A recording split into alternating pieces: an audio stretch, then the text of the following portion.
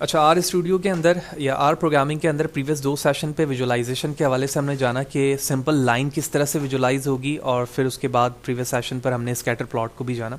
इस सेशन पे हम बार चार्ट के हवाले से जानेंगे। तो प्रीवियसली जो सेशन है वो बड़ा इंपॉर्टेंट है, जिसमें हमने विजुअलाइजेशन के डिफरेंट टेक्निक्स को ऑलरेडी डिस्कस किया हुआ है।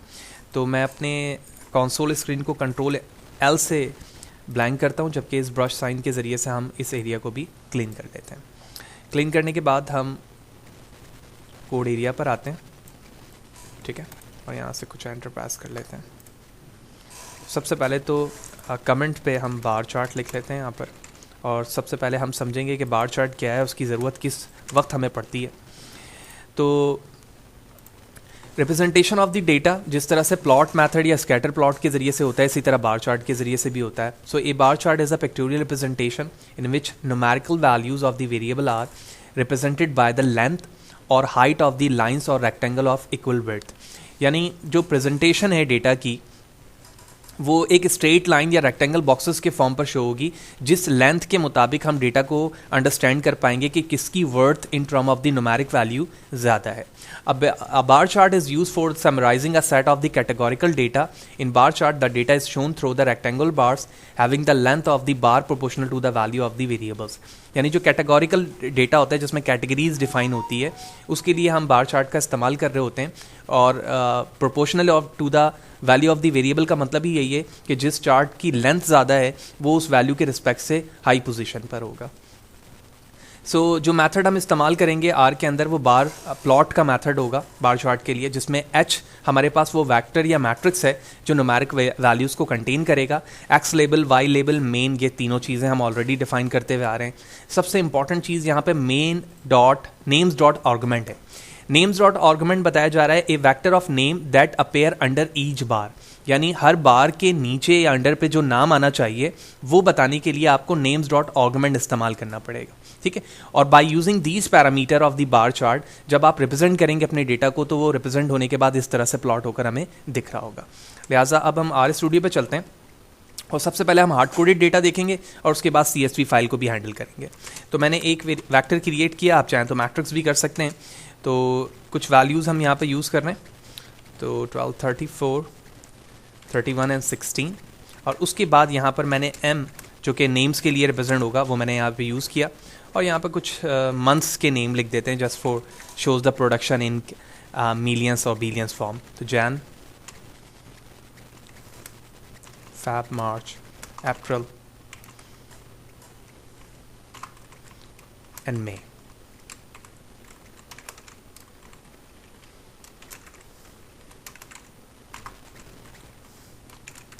ठीक है, तो ये कुछ रिप्रेजेंटेशन मैंने डेटा की है यहाँ पर, और उसके बाद हम यहाँ पर अपने मेथड को कॉल करेंगे बार प्लॉट को, जो अभी हमने पैरामीटर के रिस्पेक्ट से देखा था। तो सबसे पहला जो वेक्टर है हमारे पास वो h है। इसके बाद x लेबल पे जो चीज़ आप बताना चाहते हो वो आप बता दोगे। तो मैंने यहाँ पर लिख दिया प्रोडक्शन। सिमिलरली y एक्सिस के अंदर हमने पर मंथ लिख दिया, तो y लिप्स मंथ्स, और उसके बाद मेन के अंदर हमने टोटल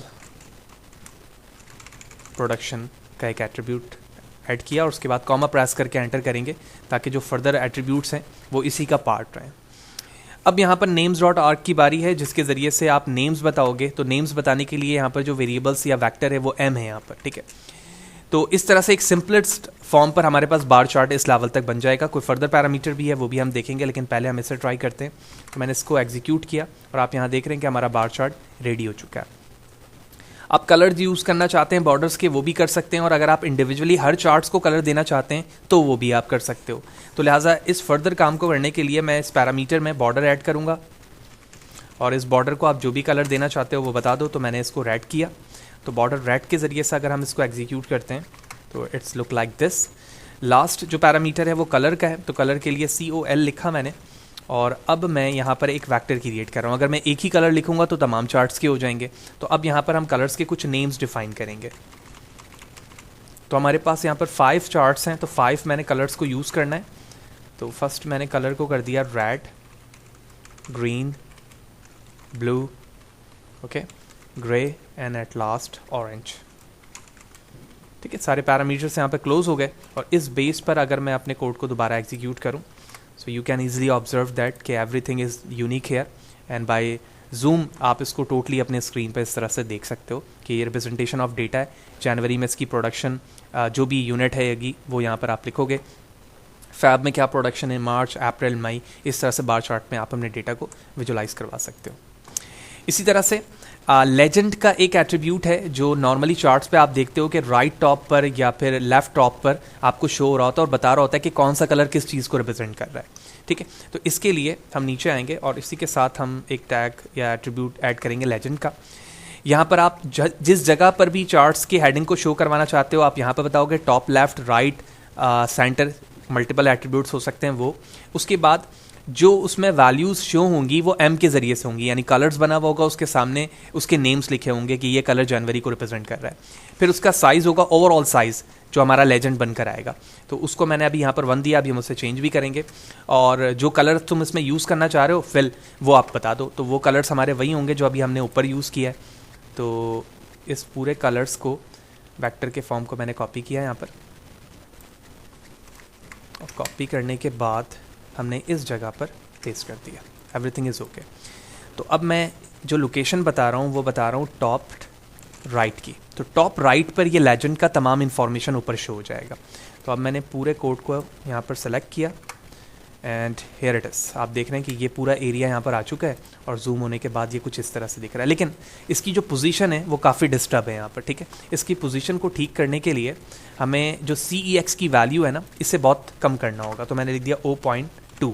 ठीक है, 0.2 के ज़रिए से जब मैं इसको विजुलाइज करता हूँ तो ये काफ़ी छोटा हो गया, आप देख रहे हो यहाँ पर। तो इसी तरह से हम डेसिमल पॉइंट पर बढ़ाते जाएंगे और इसको स्टेबल करते जाएंगे। आप टॉप राइट भी कर सकते हो और सेंटर भी कर सकते हो। तो मैं इसे 4 कर देता हूँ। आई एम श्योर के इट्स लुक प्रॉपर। तो जूम करते हैं, आप प्रॉपरली देख सकते हो कि यहाँ पर टेक्स्ट से कलर्स को रिप्रेजेंट किया जा रहा है और वो तमाम कलर्स यहाँ पर आ रहे हैं। तो ये एक सिंपलेस्ट तरीका था जिसमें हमने बार चार्ट को देखा। अब हम इसी डेटा की विजुअलाइजेशन CSV फाइल के ज़रिए से करते हैं जो हम प्रॉपर्ली प्रीवियस सेशन से करते हुए आ रहे हैं। तो जिस डेटा सेट को मैं इस्तेमाल करूँगा यहाँ पर वो डेटा सेट के नाम से CSV फाइल पर एज और सैलरी एट्रीब्यूट इसमें मौजूद है। तो इसे यूज़ करने के लिए सबसे पहले तो हम फाइल पर आके अपनी वर्किंग डायरेक्टरी को सेट करेंगे इस डॉटेड लाइन से। इस पर मैंने क्लिक किया, डेस्कटॉप पर ये डेटा सेट मौजूद है, ओके किया।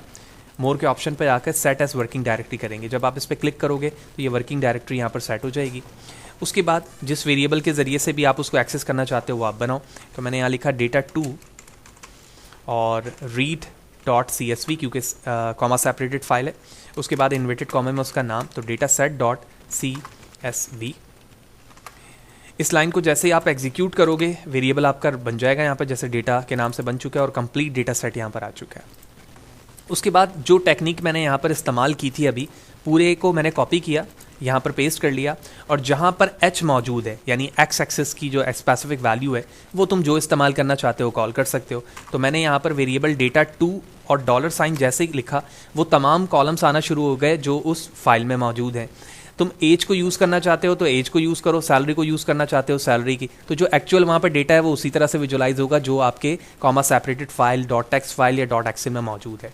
तो इस वक्त मैंने सैलरी को लिया, ठीक है, और उस बेस पर मैं डेटा को विजुलाइज करने की कोशिश करता हूँ।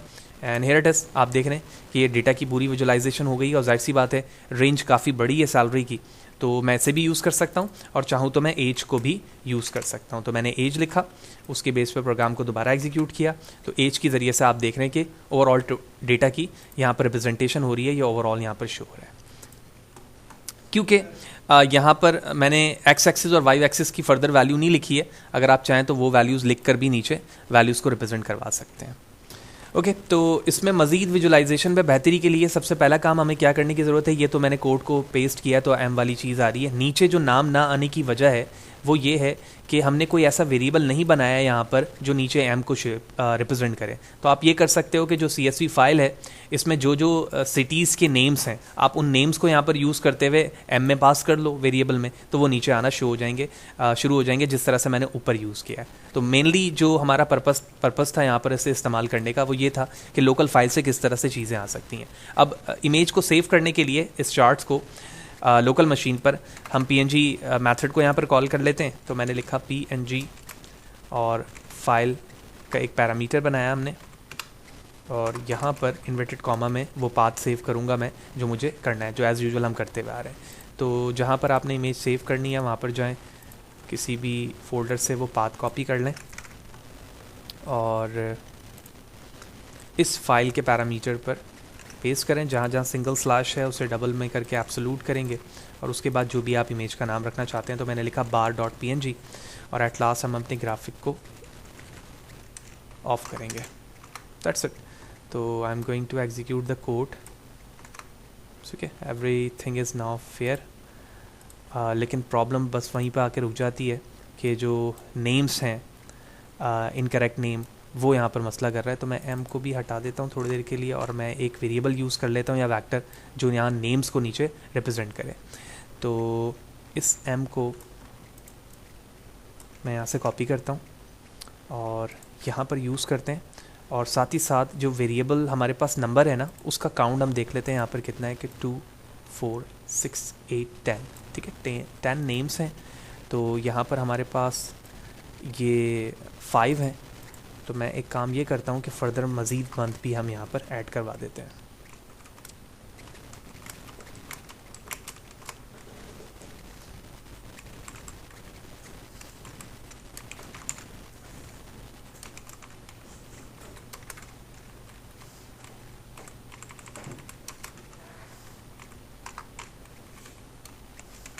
ठीक है, और उसके बाद मैंने इस वेरिएबल को यहाँ से कॉपी कर लिया और यहाँ पर पेस्ट किया, जबकि इस वेरिएबल को हम उसकी जगह पर वैसे ही रखते हैं ताकि इस कोड में मज़ीद चेंजिंग ना आए।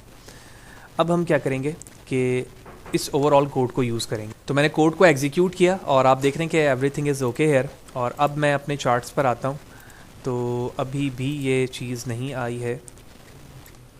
तो जी हाँ, कुछ गलती है। Legend is missing with no default. तो कोई चीज़ मिस हो रही है हमारे पास। ओके, तो ये एग्जीक्यूट हो गया और उसके बाद ये इस तरह से हमें दिख रहा है, और यहाँ पर आप देख रहे हो उसकी वैल्यूज़ भी आना शुरू हो गई। तो जो चीज़ मिस हो रही थी, क्योंकि हमने डायरेक्टली उस कोड को यूज़ किया हुआ था, तो मैंने m वेरिएबल्स में यहाँ पर मंथ्स बता दिए, उसी m को यहाँ पर पास भी कर लिया, और 5 ही कलर्स हमने यहाँ यूज़ किए हैं, तो वो मल्टीपल टाइम यहाँ पर रिपीट होता हुआ हमें दिख रहा है, जो हमने यहाँ पर अभी देखा।